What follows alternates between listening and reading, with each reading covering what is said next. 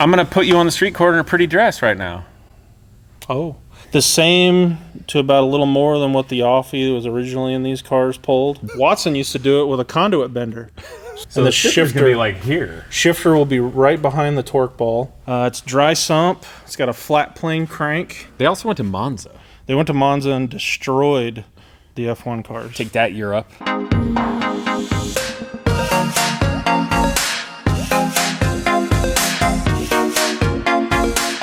All right, people, we've been out to dinner. It's now nighttime, and I've drank 2 beers, which means I am more fun. But, Mike, I discovered that the beers where did we go?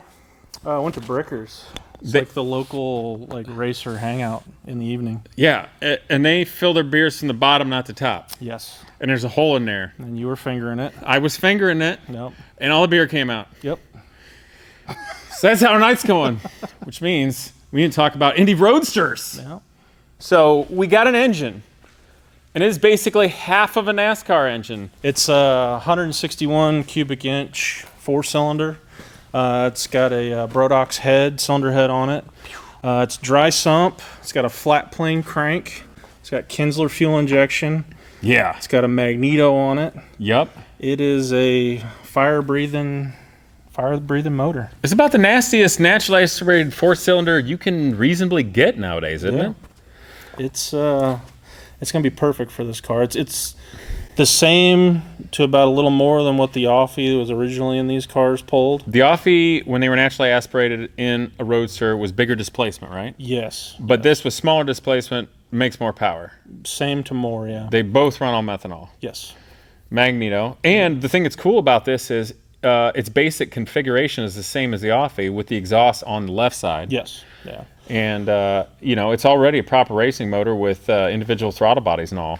The only thing this thing's missing is, this is a standard, push rod engine. Sure. Instead of the dual overhead cam that the Offie was. Yeah, that's a good point. But, shoot, with all the American V8 engines, push rods over the last 50 years have been developed. Yeah. This being basically half of one. So this is an SB2 midget motor with a Brayton Engineering. It was originally a Brayton Engineering engine. Yeah. Okay.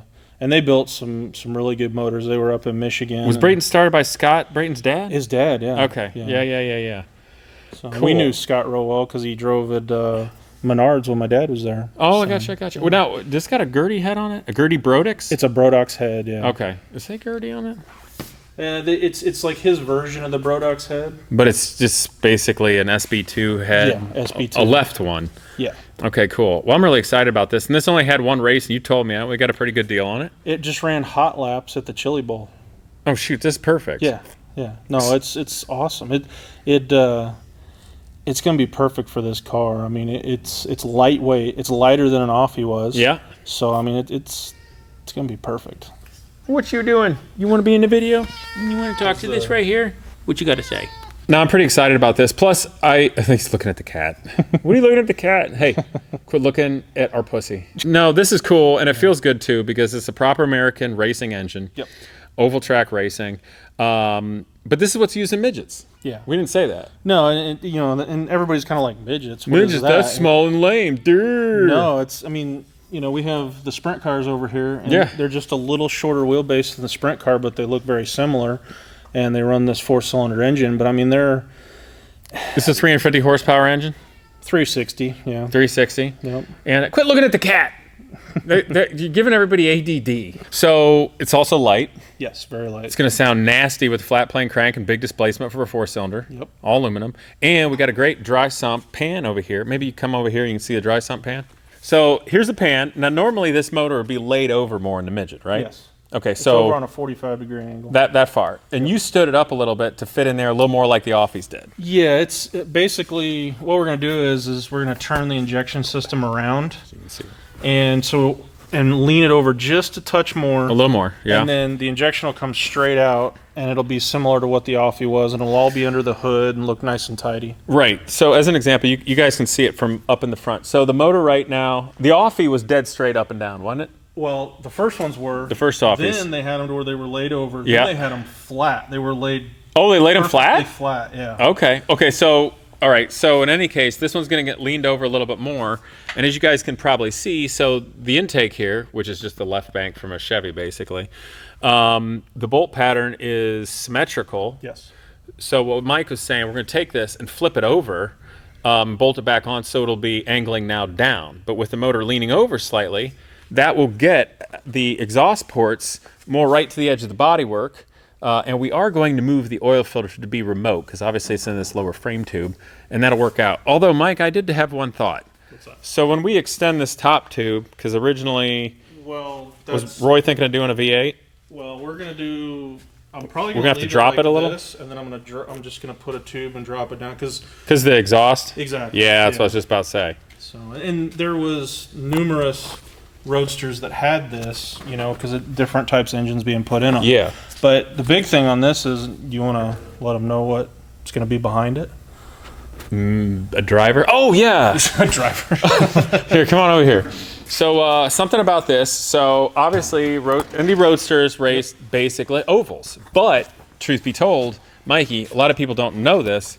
Indy Roadsters did race on road courses in period. Yes. Not a lot, but a little. Not a lot, but a little, yeah. They ran at Indy Raceway Park on the road course in, what, like 63?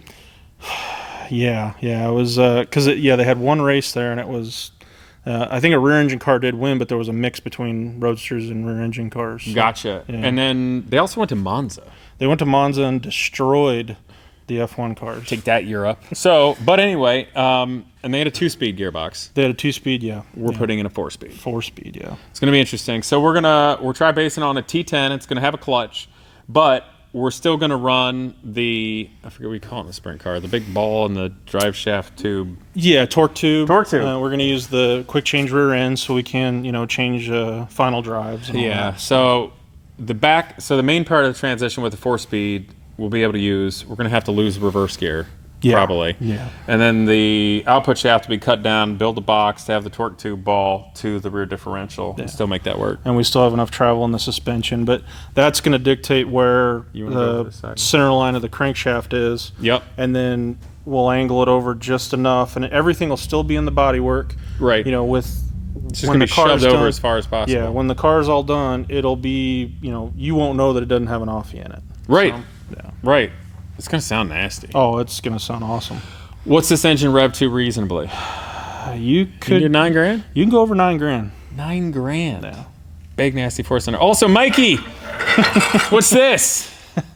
We're going old school. We're going old school. I looked up these tubes here are the wrong radius. Oh, they are. They need to be closer to what the engine plate is. Yeah, you're not kidding. To get the nice bodywork smooth. They don't have bending dies for any we do small tubing, bigger radius. Yeah, bigger radius. So Dad and I were talking, and he goes, "Well, Watson used to do it with a conduit bender." So I was like, well, "Okay." So I went to Lowe's. I went to Menards. I ended up going to Home Depot, and we actually got that at Barber at our race this weekend. This is a period correct Indy Roadster building conduit bender from Klein Tools. Yep. And it's got the perfect radius. And everybody watching, especially young, thinks you just do this on a computer and then some dumb thing magically 3D prints it out, and then they look at this and think we're idiots. You know what it is? My dad and I, my dad worked at a company that all they did is they had all those guys sit by on the computers designing stuff. Here, let's walk around this way. You come over here, you see that stuff. They'd bring a design out, and they'd be like, "Build this," and you couldn't build it. Yeah, because they didn't know machining techniques and stuff. Oh yeah, like they didn't that. know the process to go together. What ended up happening is same thing with like us here. We build it, and then we take it to the guy and go, "Hey, build a blueprint of this." Yeah, exactly. You prototype by hand where you know it works, and have them write it out. And that's what I do. Okay, Genius Garage, a lot of people don't get. It's like it's better in many circumstances to just prototype something, draw it out, and do it.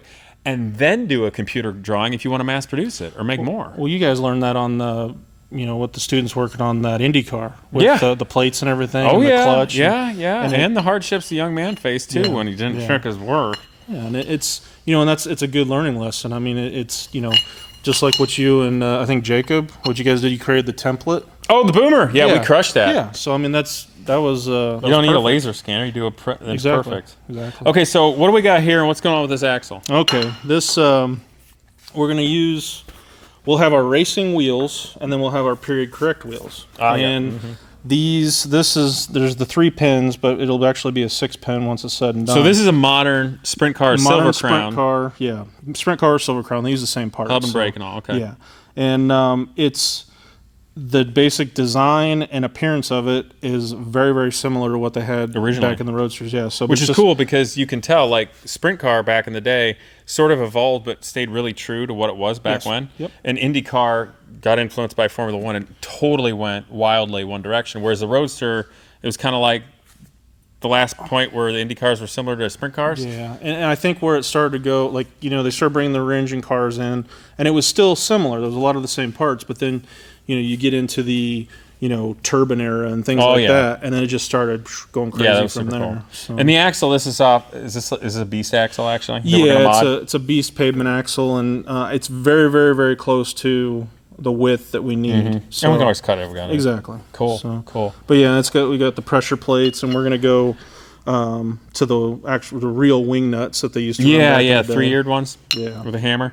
So that is super cool because we'll good brakes the whole way around. But and we'll do instead of doing the double shocks, we'll do the single shock.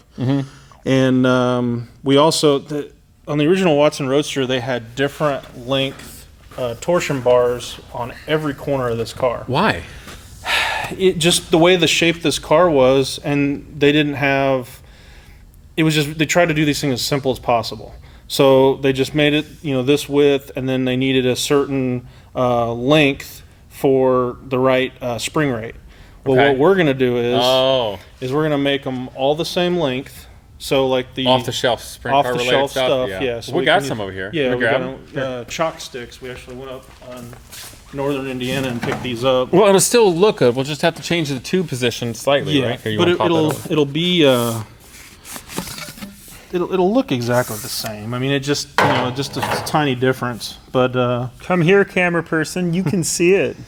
But it's a lot of sprint car run. Did I wear? Is it because I didn't wear deodorant today? But modern sprint cars run hollow shafts or hollow torsion bars. Okay. Well, chalk sticks are the only ones that make the solid ones like this nowadays. And this gets us the spring rate we need to be able to run this on a road course and have the proper, basically front to rear ratio to where you can fling the car around. Well, the other thing is, so with this car, you guys, as an example, so obviously this is a new motor, but this is something that theoretically could be done in period. It's half a V8 basically, right? Yeah. And we're within the spirit and everything that's reasonable. So what we're doing is we're building a new Indy Roadster, but to the spirit of the time. And I want to be able to vintage road race it because that'll be sweet. I don't just want to go to cool Indy, maybe speedy exhibitions. Yeah. Well, we want to freaking hammer it, you know? Yeah. So that's exciting. So we'll have period correct wheels, the aluminum ones, like the kidney bean Halibrands, so we can run the skinny tires from like the 50s or the early 60s. But then right at the end of the Roadster era, the mid 60s, they had the fatty Firestone 15-inch wheels. Yes. So we're going to run 15-inch modern sprint car wheels, which are aluminum spun and billet aluminum with the 3-year knockoffs. They'll go in the same place. But then Hoosier, we got some good bias ply tires. Right up there, stacked on the shelf. Whoa! We didn't die. Okay, so here's the front. Yep. So they're the correct width and they're bias ply, and they have slight tread, kind of like the Firestones were back in the day, but they're slightly shorter in diameter. Is the only bummer. Yeah. They're not quite as tall as they I think it ended up being 1.5 inches, but they're the same ratio as what the front to rear. Yeah, as what the original was. And so it works out to where it'll look close, but it just won't have the height. But yeah, it also gets our ride height down low as well. Yeah. So we can throw these things on, slam that sucker, and tear it up. Okay, cat, kitty. Is your cat hamming it up? Oh, he does all the time. He knows it? Yeah. All right. That's his thing. So I have to admit the skinny tall ones are cooler when I see a Roadster, because that's like the most romantic and nostalgic because it's badass. But if you want to go thrashing, this is the setup that we need. So what I want to do is to enter this in a vintage open wheel race when a bunch of rich guys show up with Formula Bs, and we can have this big lurking thing like AJ Foyt, was it Milwaukee Mile in a sprint car? It was his champ dirt car. Yeah. Yeah. that picture's is iconic. That's one of the best moments in American racing history. Oh yeah, you got a guy that crashes his rear engine car. Wait, he crashed his rear engine car? He crashed his rear engine car because they ran the dirt the night before. Yeah. So they go to Milwaukee, and George Bignati, my uncle, was his crew chief. Yeah. And they get there. He crashes the rear engine car. They roll out the Champ Dirt car, throw a pavement setup on it, throw the pavement tires on off the rear engine car, and he put it on pole and won the race. That's so great. So we'll throw these things on there and go tear it up. That'll be cool. And I ought to give a nice shout out to Hoosier. They've been really good at Genius Garage for a bunch of years. No BS. And we've won a lot of races on it. And I've never had anything bad happen with their tires ever. Oh, yeah. No, I love their tires. I mean, that's what we run on the sprint cars, and good company. Yeah, for sure. So that'll be exciting to run these on there. And they're properly fat looking for the mid-60s. There'll be enough grip for sure. Yeah. I'm glad they're bias ply too, because with the slip angle, it'll be fun to hanging out around. And that's the thing. You know, with the 4-speed, and it's gonna be nice. Left-hand shift though. I haven't driven that many English cars.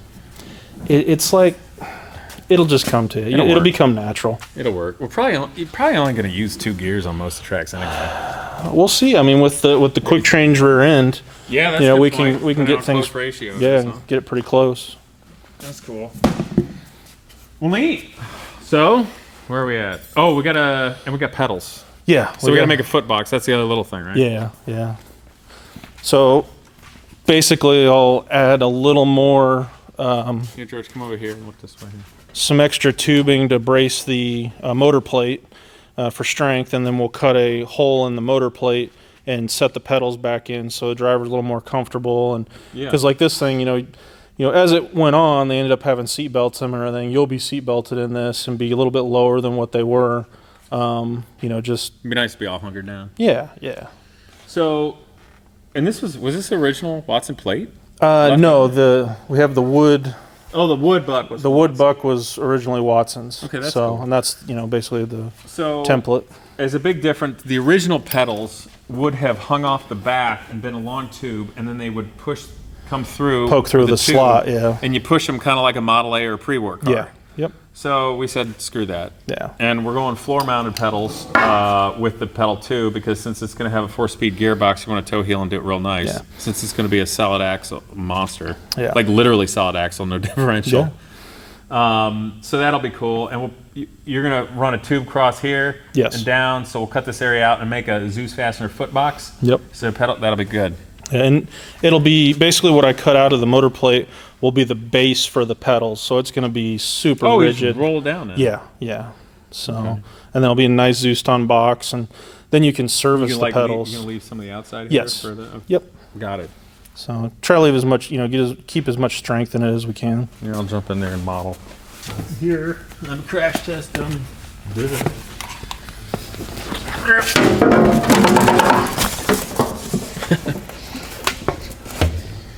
So this is kind of reasonable for a pushing area, is like right where the firewall is. Yes.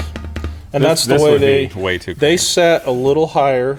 Yeah. So their legs were a little straighter, but we want to get you right on the deck. They sat more upright like this, stuck their butt back. Well, I think the seat was mounted more up here. So, because if you look, some of their heads were even with the roll hoop. Yeah, they were up pretty high. Yeah, so you're going to be a lot lower. Yeah, and this will work out fine. You have more of a sprint car wheel. Yeah. It's going to need to be not too sprint car-y. And then the shifter will have. So the bell housing will probably come about here, where the transmission starts. I'd say a little shallower than that. About there. Yeah. And the transmission's about that long to the back of it. So the torque tube ball will be about here. Yes. So the shifter's going to be like here. Shifter will be right behind the torque ball. Behind it, you think? Yep. And then we'll just bend up and go forward a little. So it's a comfortable position so it'll be here, for and then you bend it over and forward like a Cobra. Yes. Yeah. Because that was a 427 Cobras, because it was so long the shifter was in the back and they had to bend it forward. Yes. And that's why it was kind of like you're pulling up, which works, because if the steering wheel is more like a sprint car, then you want the shifter to be here where you can bang it forward and pull it up. That'd be cool. It's going to be a blast to drive. It's going to be a thrill, especially just the senses, you know, Oh my God. because with this thing and then cranking, long-ass exhaust pipe. the long right exhaust, and then cranking the RPMs this thing is. Individual throttle buddies right above your feet. Yeah, it's gonna be awesome. Yeah, that's cool. I guess the last thing in closing too is I'm really glad you found this motor. That was awesome. That's perfect. I love that it's proper American race motor. It's configured like the Offie. We actually did look at and think about bidding on an original Offie that was blown up. Yeah, But it just went for a little more money than it was a turbo Offie, so it would have been. we could have gotten nasty with it. It would have been crazy. I mean, that's the type of motor you could go up to 1,000 horsepower, and it would have been good. My dad was all ready. He was like, I'm ready to rebuild that, What know. did Just a little Robert pricey. Downey Jr. say in Tropic Thunder? A lot of things. A lot of things. Which one are you referring to? I don't remember. Oh, okay. So anyway, we went reasonable. This is going to be badass. It's going to be a fast car, and I think it's got all the right American spirit of the time. But this is a brand new Indy Roadster. Yeah. So I'm going to put you on the street corner in a pretty dress right now. Oh. What if somebody wants you to build one of these for them? We're available to build them. We want to get this one done so we can have something to show off. There are a few things we're learning about it to be able to mass produce them if we need be. Yeah. But yeah, no, we once this one's done, we'll be able to we'll advertise and say, hey, if you'd like to live a little bit, live some nostalgia. Live a little bit. Yeah. Jeez. Live some nostalgia, and go have some fun and join us. We're looking to build some fun. Yeah, and I'll throw out there too. I'll just say it now. So obviously we're going to get this done, keep going. But in the future, for whoever ponies up and wants another one built next, we'll invite that person along to a race with all of us. So at the very least, you'll have a cool team to hang out with 2 Indy Roadsters to go kick everybody's butt with. Exactly. This thing is going to be so light, so fast. Dude, I can't wait. It's going to be nutty. It's going to be cool. All right. That's it, guys, for this one. But subscribe or troll because that's fun. Yeah. See you guys next time.